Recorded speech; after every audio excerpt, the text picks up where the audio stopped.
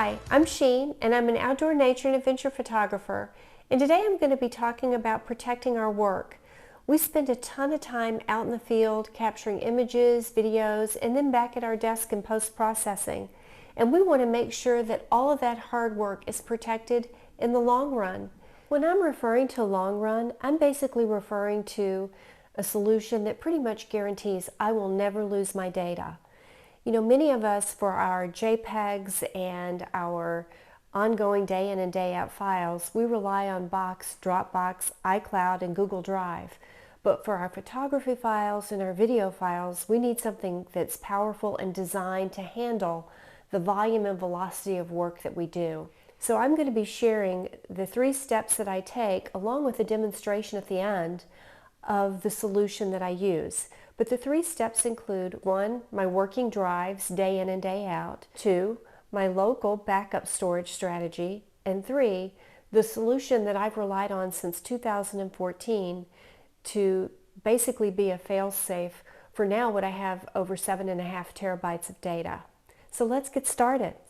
The first is how I store my data locally, my working drives. Instead of putting all of my 7.5 terabytes on 1 or 2 external drives, I have that data broken across 3 small portable external drives. It's easy to carry in the home because I go back and forth between my desktop and my laptop. Plus I travel extensively, so having that portability factor is very convenient.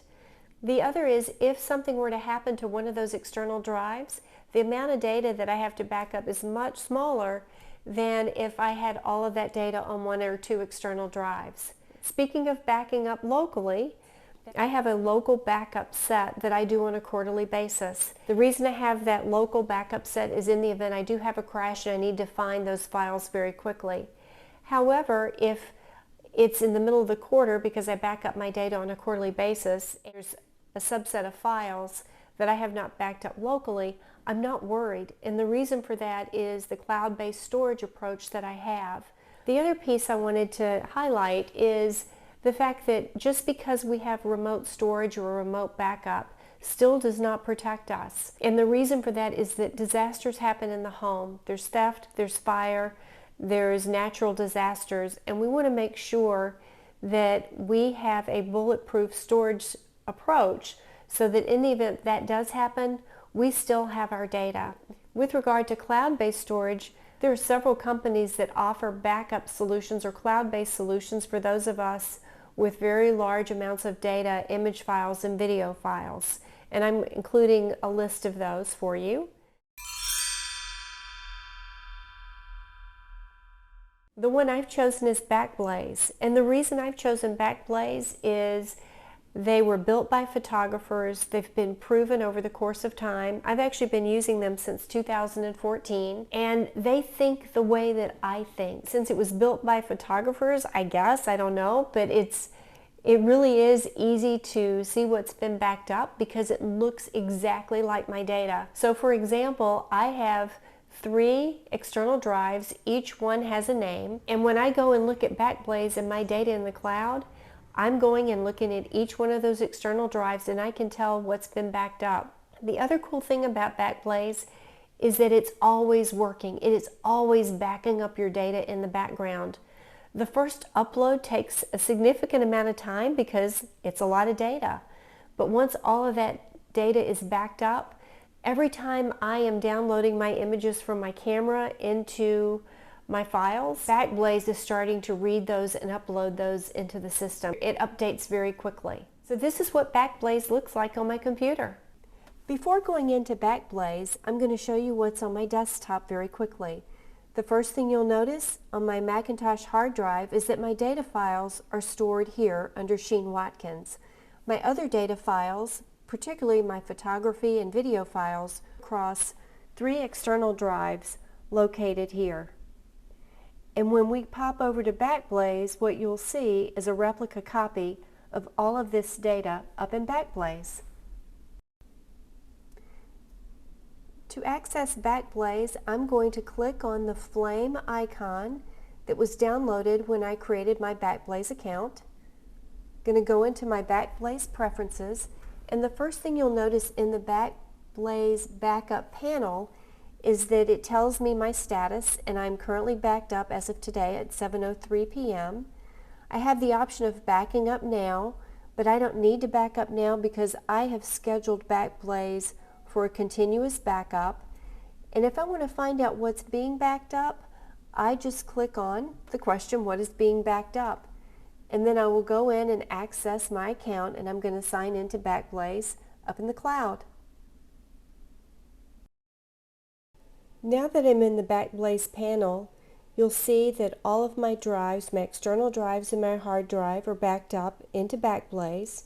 And if I want to view or restore my files, I click on View and Restore. It'll pop me over to the View and Restore panel, where I have the option of restoring my files 3 different ways. I can download my files directly, or if I need to select multiple files, they'll be prepared for me in a zip format. I can also have files sent to me if it's a large volume via a flash drive or a hard drive. B2 is their generic cloud storage. Moving to the bottom of the panel is where the data that I have backed up into BackBlaze can be viewed. What you'll notice is that I'm circling my Macintosh hard drive. I'm going to go over to Finder and do the exact same thing. The data files that I have on my hard drive and external drives are all backed up into BackBlaze.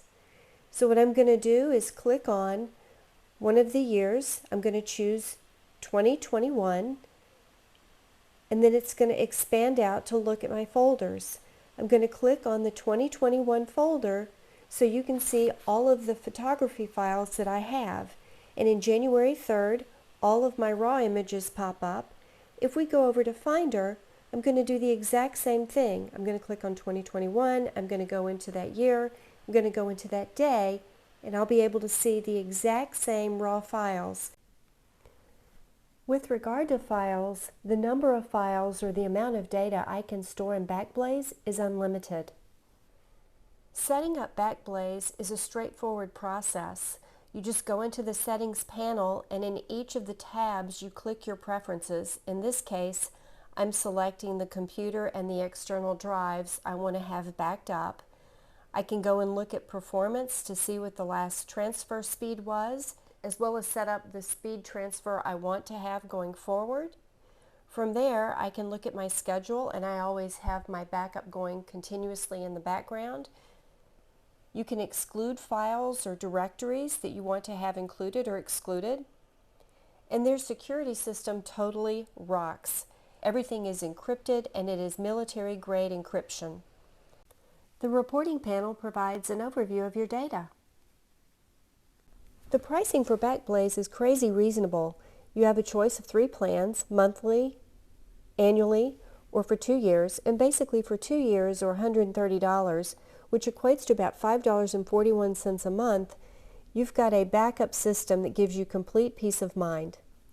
Just to do a quick recap, my storage system includes working from 3 small portable external drives, having a local backup in the event of a quick emergency that may happen, and 3, my insurance policy of having all of my work backed up in the cloud using BackBlaze.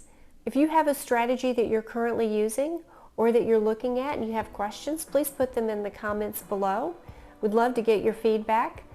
Thanks for watching. I hope you're subscribed to my channel as we have more videos coming soon. Thanks a lot and have a great one.